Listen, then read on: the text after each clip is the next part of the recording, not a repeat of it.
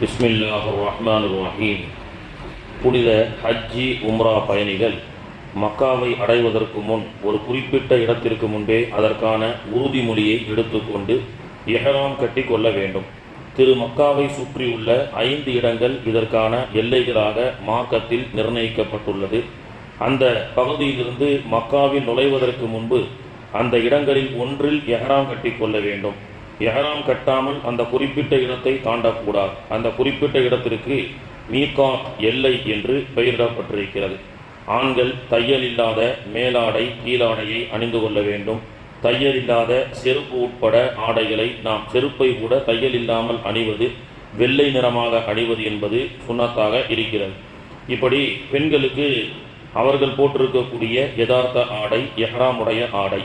இஹ்ராமுடைய ஆடை என்றால் ஹராமாக்கப்பட்ட ஆடை.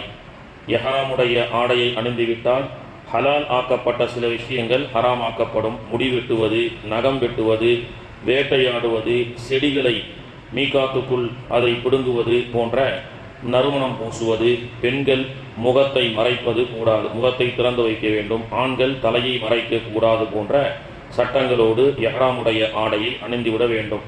அப்படி அணிந்துவிட்டு இந்த 5 மீகாத்துகளுக்குள் நுழைய வேண்டும். ஒன்று துல் ஹுலைஃபா, மக்காவிலிருந்து 430 கிலோமீட்டர் தொலைவில் உள்ள ஒரு இடமாகும். மதினா வழியாக வந்தால் இந்த இடத்தில் இஹ்ராம் கட்டுவது கட்டாயம். அதே போன்று அல் ஜுஹுஃபா, மக்காவிலிருந்து 186 கிலோமீட்டர் உள்ள இடமாகும்.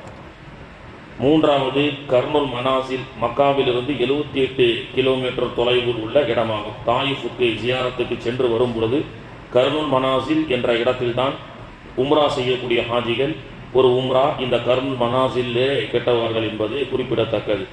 நான்காவது யலம்லம், மக்காவிலிருந்து 120 கிலோமீட்டர், இந்தியாவிலிருந்து நாம் வானூர்தி வழியாக செல்லும் வழியிலே வரக்கூடிய இடம்தான் யலம்லம் என்ற பார்டர்.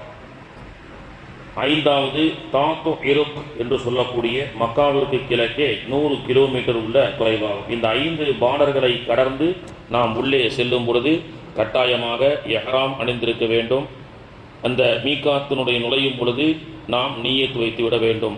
இன்னி உரீதுல் உம்ரத ஃபயஸ்ஸிருஹாலி என்ற இந்த செயல்களை நாம் செய்துவிட வேண்டும்.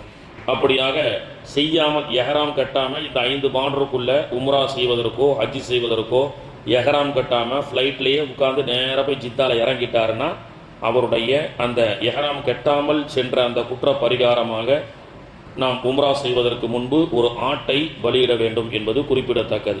நேற்றைய தினம் நாம் பார்க்கும் பொழுது சரி, ஆண்கள் பெண்கள் ஹஜ்ஜிக்காக உம்ராவுக்காக செல்கிறார்கள்.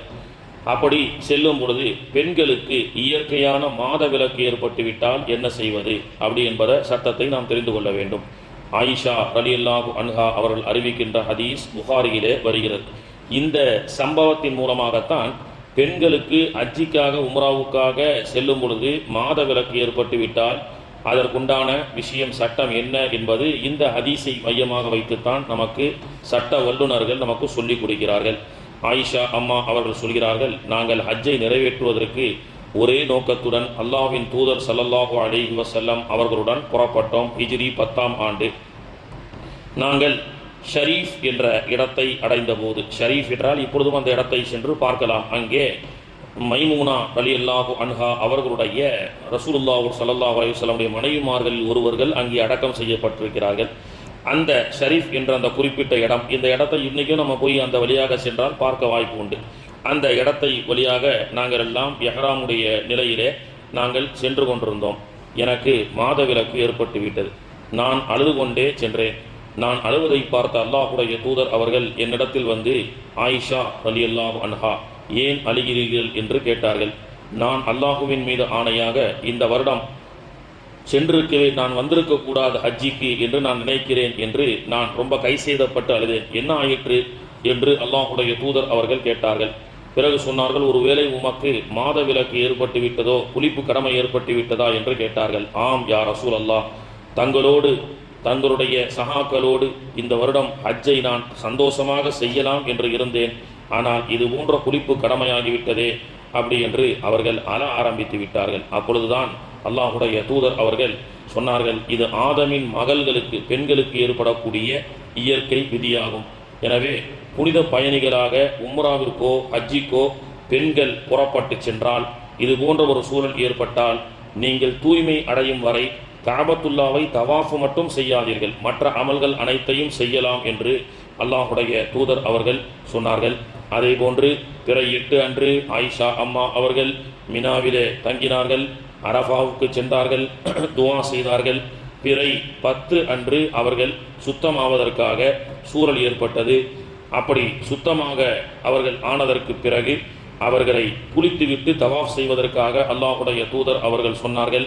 அப்படி அவர்கள் மக்காவிலிருந்து புறப்பட்டு குளித்துவிட்டு மீண்டும் அவர்கள் தவாஃப் செய்வதற்கு வந்தார்கள் அல்லவா, ஆயிஷா அம்மா அவர்கள் குளித்த அந்த இடம்தான் இன்றும் பல லட்சக்கணக்கான ஹாஜிகள் அங்கே சென்று எஹ்ராம் கட்டி நியத் வைக்கிறார்கள். அதுதான் ஆயிஷா பள்ளி என்று இன்றும் வரலாற்றிலே பதிவு செய்யப்படுகிறது. இன்னும் வரலாற்றிலே அது அமல்களாக இருக்கிறது. இப்படியாக பெண்களுக்கு இந்த மாதிரி ஒரு சூழல் ஏற்பட்டு விட்டால் அவர்கள் இந்த சூழல்ல நியத் வைக்கலாம். உம்ராவுக்காக அவங்க உம்ரான்னு வச்சுக்கோங்களேன், பயணத்தில் புறப்படுறாங்க, செல்லக்கூடிய வழியில் இதே மாதிரி ஆயிடுச்சு அல்லது இங்கிருந்தே ஆயிடுச்சுன்னு சொன்னால் பிரச்சனை இல்லை. அவங்க நியத் வைக்கிறதுக்கு அல்லாஹுடைய தூதர் அவர்கள் அனுமதி கொடுக்கிறார்கள். எஹ்ராமுடைய நிலையிலே அவர்கள் மீகாத்தை கடப்பதற்கு அல்லாஹுடைய தூதர் அவர்கள் அனுமதி கொடுக்கிறார்கள். சென்றதற்கு பிறகு சுத்தமானதற்கு பிறகு மீண்டும் அவர்கள் என்ன செய்யலாம், தவாஃப் செய்யலாம், சாயி செய்யலாம் என்ற சட்டத்தை அல்லாஹுடைய தூதர் அவர்கள் நமக்கு சொல்லி கொடுக்கிறார்கள். இன்னொரு சட்டம், உம்ராவுக்காக பெண்களை நம்ம அழைச்சிட்டு போகிறோம், செல்லக்கூடிய பெண்கள் அங்கே செல்லும் பொழுது இந்த மாதிரி ஒரு சூழல் ஏற்பட்டு விட்டது, அவர்கள் ரூம்லேயே இருந்துருவாங்க. ஏன்னா உம்ராவுக்காக சென்றால் தவாஃப் செய்ய வேண்டும், சாயி செய்ய வேண்டும். மீண்டும் பிஸ்மில்லா